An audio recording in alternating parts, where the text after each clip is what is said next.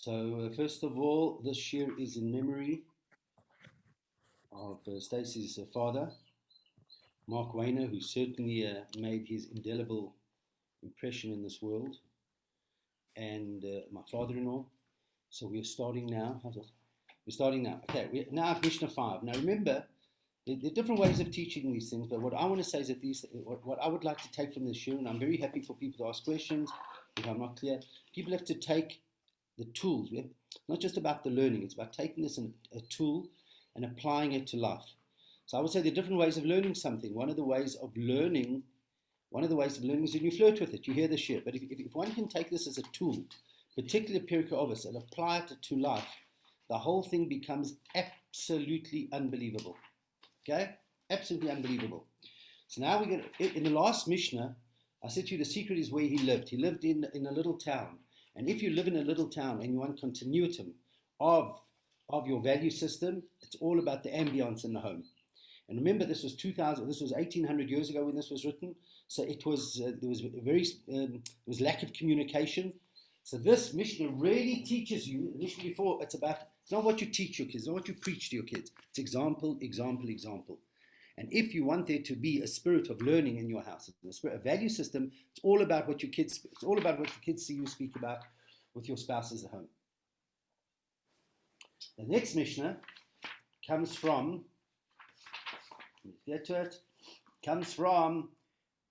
Yossi ben Yochanan. So you remember, from now, after Antigonus, there were two sages who ran the community. One became the head of the community, the other became the Av Beis Din, the head of the Beth Din.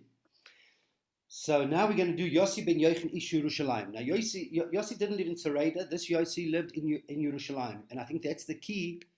I think that is the key to understanding the Mishnah. So let's start it again. Somebody just entered. Yossi ben Yochanan Ish Yerushalayim Omer. He came from Yerushalayim. Now, if you go to Yerushalayim, even to this day, what do you notice fascinating about Yerushalayim? Or for that matter, Bnei Brak, or for that matter, Kfar Chabad or 770, you notice that there are a lot of sages there. When you walk, even today, when you walk around Mea Shorim, you see people who know a fortune of stuff. A kid who's brought up in Mea Shorim, is brought up in a frum area, from the age of 5 till the age of 10, learns Chumash off by heart. From the age of 10 to 15, he knows Mishnah off by heart. They know a fortune of stuff.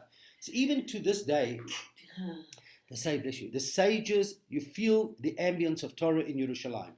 You see their garb, you see their learning, everybody's always carrying a Gemara. You just see it, you feel it.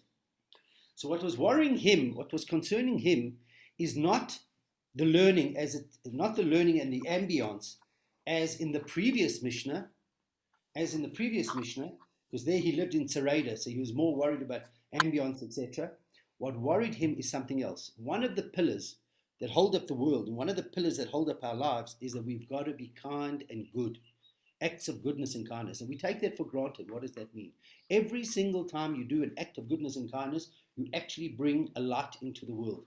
And tragically speaking, you can be quite frum, and you can become cruel, and you can become not benevolent, and you can become not kind.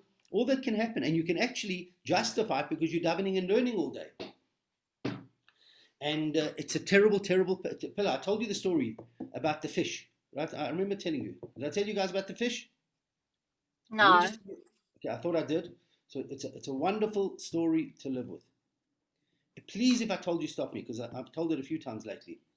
There was a guy, a beggar came to town, and he knocked on a miser's door. Didn't I tell you this? Okay. A beggar came to town and he knocked on a miser's door. He said, "Please, I'm starving. Please give me a piece of fish. Please give me some food." The miser said, "Go." He slammed the door on him. He said, "Go find a job." The guy's starving. He knocks on the door again. His muzzle, the only house he lands up in front of is the miser's house. So he says, "Please give me something. I'm starving." The miser goes into the kitchen. He finds an old piece of fish and he throws it at him. In those days, there weren't refrigerators. So he takes his fish. He's starving. He eats it. And the beggar becomes poisoned. What does the miser do? He watches this, and the beggar is taken to hospital. So the miser then goes to visit the man in hospital, because that's the halacha. You have to visit somebody in hospital. Then the guy dies, and the miser goes to the funeral. And then afterwards, on the third day of Shiva, he goes to visit the family to fulfill the mitzvah of being menachem ovel, of visiting a mourner. And he comes back very proud of himself, and he's patting himself on the back, and he says to his wife, look how special I am. Look how lucky I was. Because of one piece of stinky fish, I did 4 mitzvahs. I fed the poor, I visited the sick, I went to a funeral, and I went to comfort the mourners.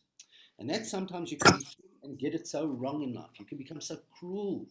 And now Yerushalayim had a certain challenge. What was Yerushalayim's challenge? You had pilgrims coming up for Pesach, for Shavuot, and for Sukkot. So Yerushalayim, the old city of Yerushalayim, was always lack of space. You know, when we speak about modern Yerushalayim, that was created much, much later. I think it was Moses Montefiore who created the first part of Yerushalayim outside the old city. So Yerushalayim was much smaller. There always was a shortage of space. So Yosef ben Yochanan, Ish Yerushalayim, he said like this. He dealt with another issue. He dealt with the issue of being kind and being hospitable. That there was an ambience of Torah and a lot of learning and people from and tzitzis hanging out and a lot of shekels wasn't even a question.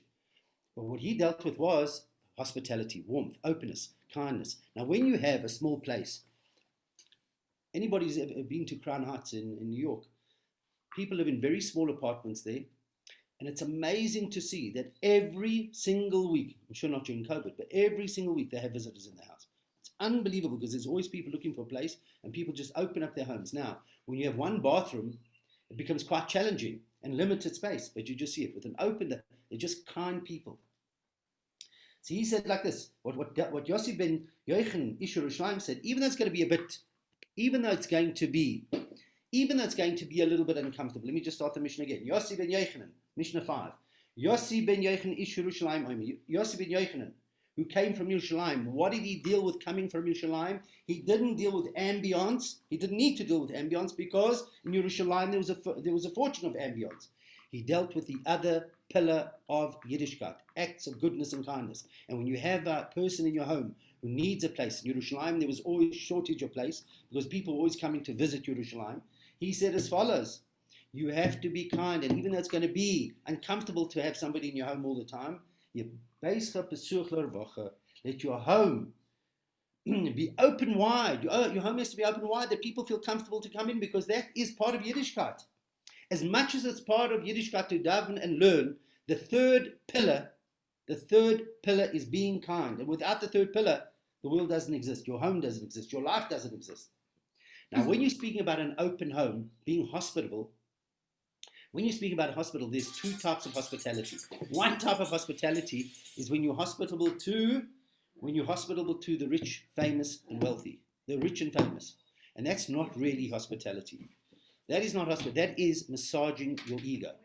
Now, there's nothing wrong with entertaining the wealthy and letting them feel comfortable in your house as long as a poor person also feels comfortable in your house. And that's the acid test. Who feels comfortable in your house? You have to create a home where everybody feels comfortable, even the poor. That's what it really means. Rabbi, what are the other 2 pillars? We learned it in the second Mishnah. Learning Torah and service to God and prayer. There are different ways of teachers, but the 3 pillars today is sacrificing yourself to God through prayer, learning Torah where you bring godliness into this world. So when people learn Torah, what we're doing now, we're actually taking the infinite wisdom of God and we're downloading it into this world. When we pray, we're pulling energies from us to God. We're hugging God, we're kissing God, and we're allowing God to kiss us. And acts of goodness and kindness is just emulating God in this world, bringing kindness into this world. Now, he says, when you're doing this, your home has to be open to the poor. That's what true hospitality means. Now, if you're already being hospitable, just by the way, I had a standard every single time I spoke to Mark Wayner. I said, when you coming for Shabbos? And I said, will you come to us for the Shabbos? He said, no, I'll come to you straight after Mashiach comes. That was my standard conversation with him. Now, already, so poor people have to feel comfortable. So there's nothing wrong with entertaining the rich and wealthy, the rich and famous, as long as everybody feels comfortable in your home. Right? And if you're already being hospitable and being open, then hold on a second, then you ought to be nice to everybody. And here you see the genius of Jewish law.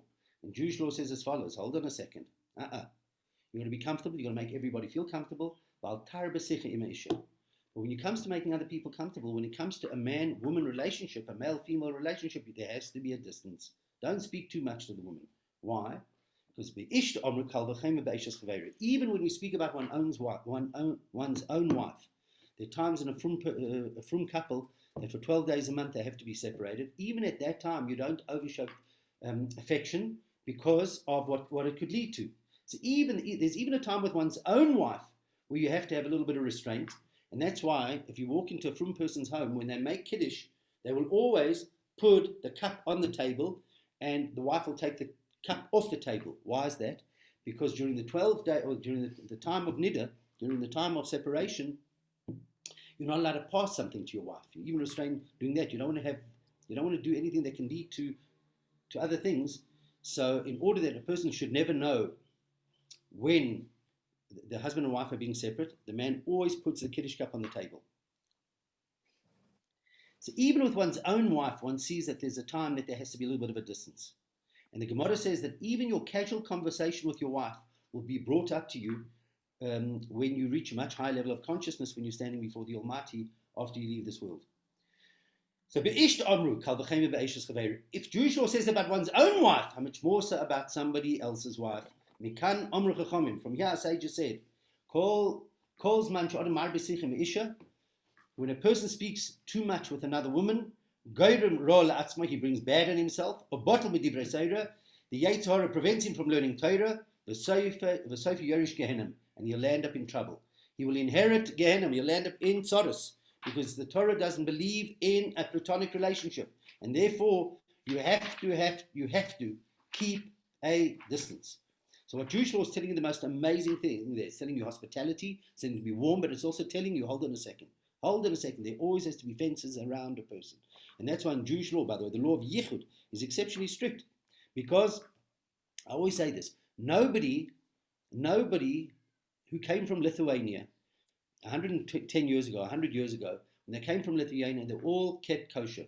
So how did after 50, 60, 70 years, people start eating prawns? What happened? It all started from somebody overindulging in food, breaking a discipline. And one thing led to another. Then we ate things without a hechsher. Then we mocked the bed things hechsher. We did this, we did that. And eventually what happens, you start eating unshechted meat, and eventually you say, I'm eating that already, I might as well eat prawns. That's how it goes. It's one little thing that leads to another. Nobody stands under a chuppah and says, I'm committing adultery. It doesn't start like that. It's one little thing leads to another.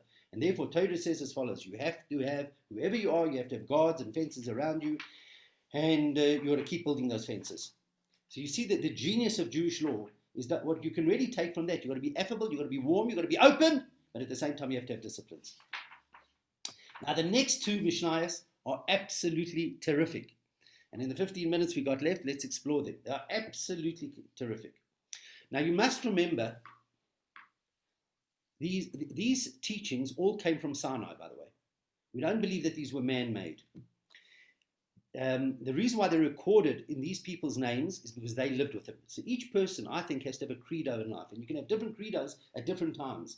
So what pushed the sage? And when you understand what's behind it, when you understand the sage's life, you all of a sudden can understand his credo. So, for example, there's a famous credo from Rabbi Akiva. Rabbi Akiva said, "Kol ma da'ovid rachmana l'tav ovid." Whatever God makes happen, He makes happen for good. But if you could look at his life, he always had challenges. But he was always able to see that although it's difficult, good will come. And the same thing with Gamzu. Nachum Gamzu, things were always challenging around him. He just said, it's good, it's good, it's good. So these credos got them through life. And it's vitally important, I think, for a person to have a few credos and write them down, and for kids to have credos. You got to have a dream. You got to have goals. You got to have goals. You know, on Shabbos blesses the days of the week. Shabbos was the anniversary where God told Noah, leave the ark. Leave the ark. What does that mean? Leave the ark now. There's a time, I don't want you to be in the ark. COVID's an ark. But eventually you've got to get out, and every day, I think this is what you have to take from it. Every single day you have to live life to its fullest. Every minute is precious. Every second is precious. And although of course you can relax, but also that has to be calculated. But don't let days, weeks, months fly by. Don't do it. Every day has to be productive. And just think about this. Whether the share is good or not good. For 15 minutes or 20 minutes, we certainly learned a little bit more than we knew yesterday. And a person can download so many beautiful things today and have shurim every single day. It's absolutely beautiful. Yeshua ben Parachia, Minitu Arbeilu Kiblu Mehem. So the two sages who took over after the two Yossis was Yeshua ben Parachia, Minitu Arbeilu Kiblu Mehem. They received the tradition from the two Yossis who came before them. Yeshua ben Parachia says, Asay lecha Rav, you got to have a mentor. Look at the words he uses.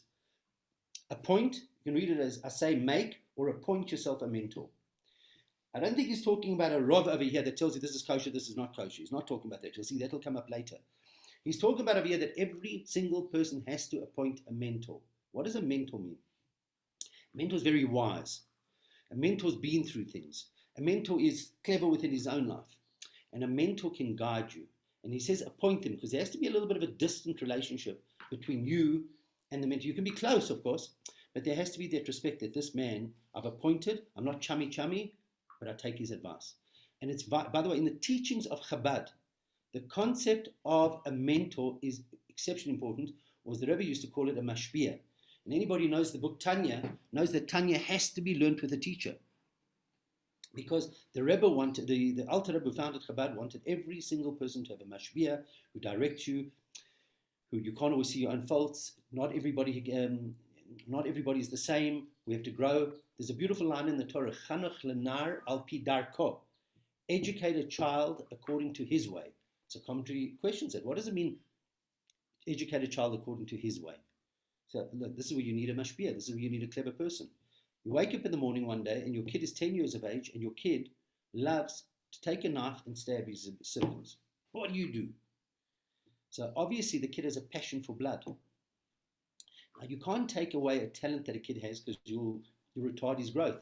So what should you do? Train him to be a surgeon, encourage him to be a surgeon or to be a shoichet or to be a moil, but let him use his talents in a positive way. And that's very broad-minded in Jewish thinking, by the way. But you need a mentor to be able to help you with that. You need a mentor to be able to say, but that's you. I know you and that's you. Of course, you distill it and you make the final decision. But it's so important to have a mentor that you can just speak to, that has no ulterior motive. It's not going to put a stumbling block before your blindness, and just help you through life. That's number one. Now, there's some people who don't allow themselves to have a mentor, by the way, either because of an arrogance or because of an exceptionally low self-esteem. And he also said, acquire yourself a friend. So when it comes to a teacher, he says appoint a teacher. When it comes to a friend, he says acquire. And it took me years to realize, what does it mean acquire a friend? You've got to invest time, money, and energy into friendship. It doesn't just happen. And sometimes you feel it's an unfair thing because you're phoning them more than they're phoning you. You have to have a friend. A person has to have a friend in life, because a friend is a true friend, by the way. A true friend is somebody who's got good characteristics. And by the way, Hashem can also be your best friend.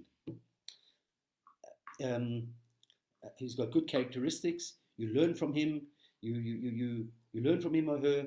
You can share things with them. And sometimes when you're carrying a burden, you just want to share it with somebody. And it's an amazing thing, that, by the way. So, but what's the difference? A mentor you can appoint. A friend you've got to invest. I'll come to you for supper. You come to me for supper. I'll take you out. You take me out. You build that friendship. And what Jewish law is telling you is, because people can take it very personally, you've got to invest in a friend. And commensurate to your investment will be the friendship. But you've got to invest. And now he says, judge everybody favorably.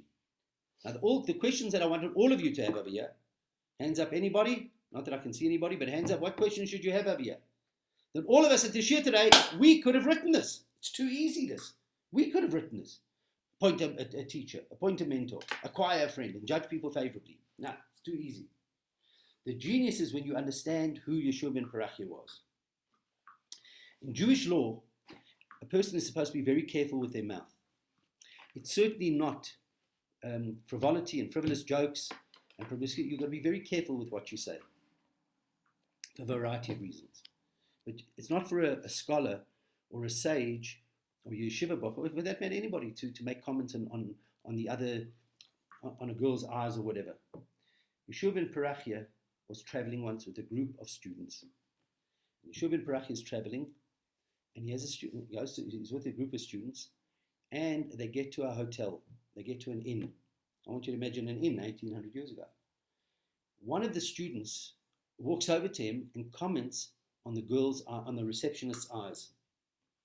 He said, Yeshua ben Parachia said, you don't. Yeshua ben Parachia said, give me a sec.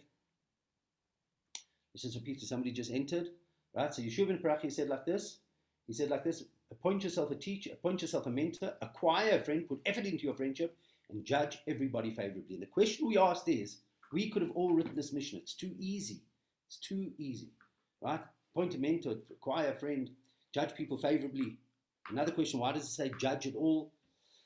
But nonetheless, understand, and I said like this, that you've got to be very careful with the way you speak, particularly as somebody who's learning Torah. You've got to be careful. You've got to refine your character. Yeshua ben Parachia, understand the author, you'll understand this mission, which seems so simple.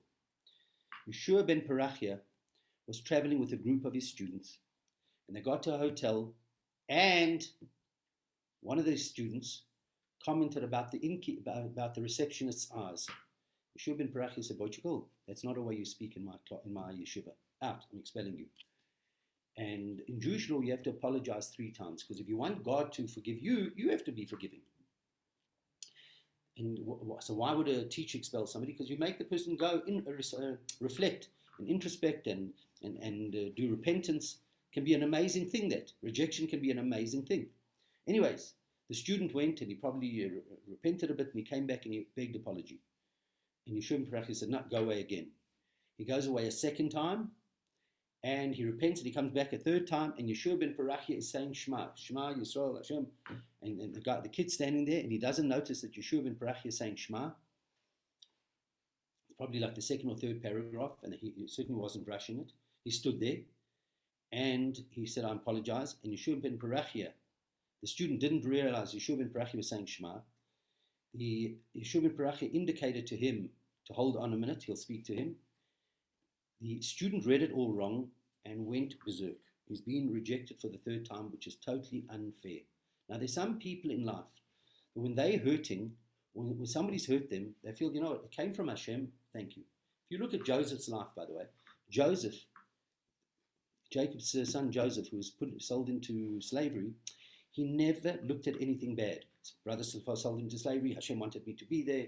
He's accused of rape. Hashem wanted me to go through this. He's always looking at positive. So there's some people in life that have trained themselves that whatever happens, they can only see the positive, right?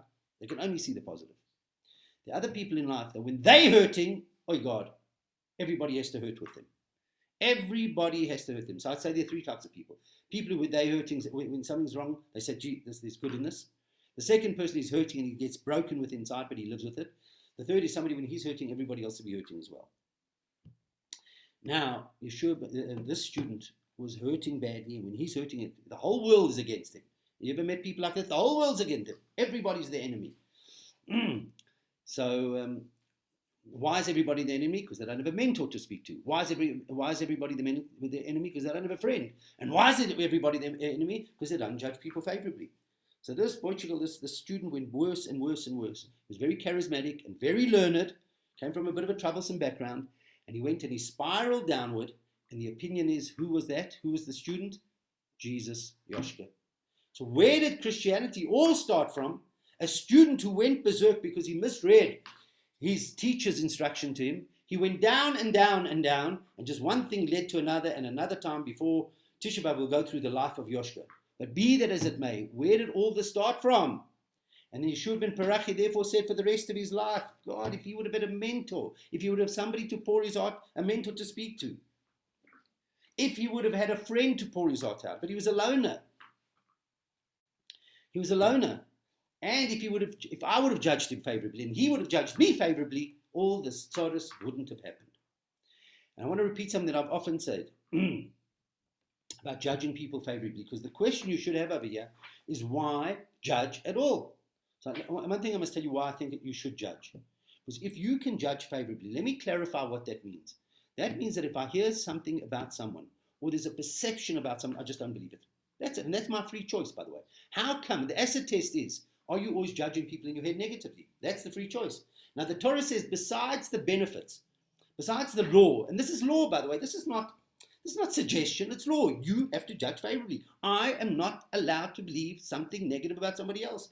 In Jewish law, even if they're witnesses that saw the person do something wrong, you interrogate those witnesses, you interrogate them. It's almost impossible to find somebody guilty in Jewish law, by the way.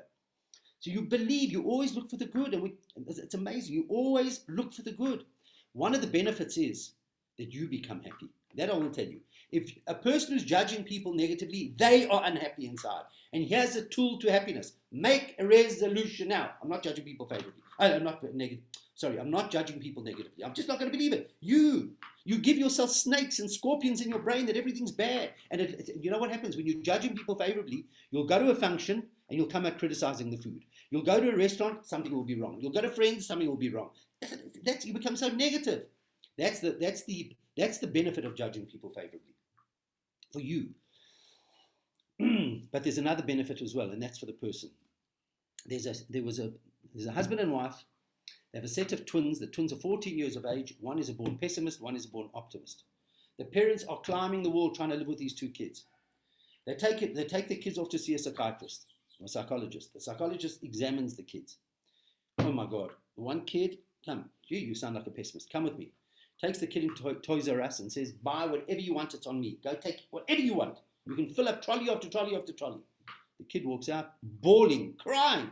Kid, why are you crying? You know why I'm crying? I'm going to break all my toys. The psychologist says, you are the biggest pessimist I've met. Tells the parents this is a pessimist. Calls the optimist. Optimist, come with me. Takes the kid into a barn, and the barn is full of poo. It's full of dung. And the kid bursts out laughing. The psychologist goes to the kid and says, why are you laughing? The kid says, with all this poo, there must be a pony. I've just got to find the pony. Now, when you see bad when you see good in another person, when you see bad in another person, if you search, what you'll actually see is just a facade. Most people reject people. Most people are shouting and screaming. They can't handle their own lives. They're their own worst enemy. And by you finding the good within them, and you actually bring out the good within them. And that's the key. Commensurate to the bad is the good. Let me end off. I'm going to keep you 2 more minutes today, but let me end off with a story. It's a true story. The Alter Rebbe, the author of the famous book Tanya, was the author of Tanya, and he once was traveling around because a Jew with the young kids, was thrown into prison unjustifiably. And the Alter Rebbe was trying to redeem him from prison. It was very common in the old days, by the way. Anti-Semitism, they just threw people in prison. The Alter Rebbe gets to a certain town trying to fundraise, and he says, is there anybody else I can see? So they say, listen, we're all pretty poor here. There's one person in the corner. There's one person who's a nice house. Don't even bother going to him. He's very wealthy, but all he's going to do is going to take out a rusty copper coin. It's a well-recorded story, this, by the way. He's going to take a rusty copper coin and throw it at you. Alter Rebbe says, I've got to do what I have to do. The Alter Rebbe makes an appointment with him, goes to see him, sits and tells him the whole story. The whole story of what happened over here. The guy listens. He says, wow, that's amazing. I want to help. He goes to his cabinet. He opens up a little safe over there, takes out the rusty copper coin and throws it at the Alter Rebbe. The Alter Rebbe grabs it. He says, thank you. Politely, thank you. He gets up and he walks out. As he gets to the gate, the people who came would say, we told you so, we told you so. As he gets to the gate, the guy calls him back. He says, come back. Tell me the story again. Tells him the story again, and the guy ups his donation. Alter Rebbe says, well, thank you very much. Takes it and leaves. He gets to the gate. The guy calls him back again. This happened a few times. Eventually, he paid for the entire ransom. And afterwards, he told the Alter Rebbe the following story.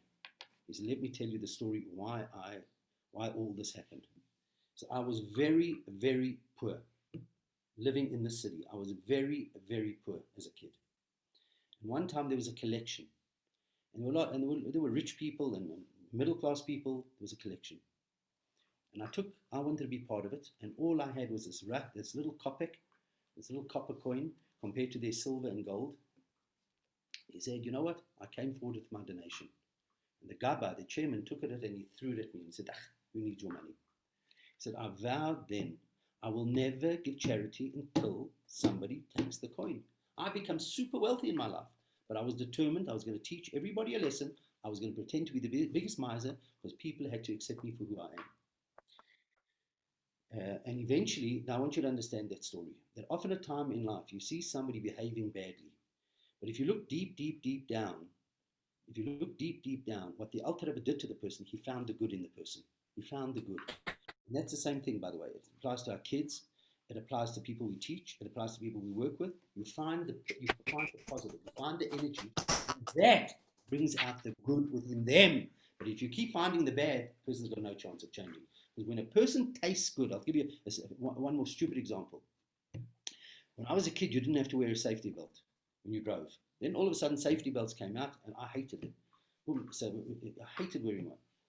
And then what happened was, every time I was caught without one, you used to get a fine. So going back to the 90s or early 2000s. And you used to get a fine. Eventually you say, you know what? I don't want any fines. I'll just wear the thing.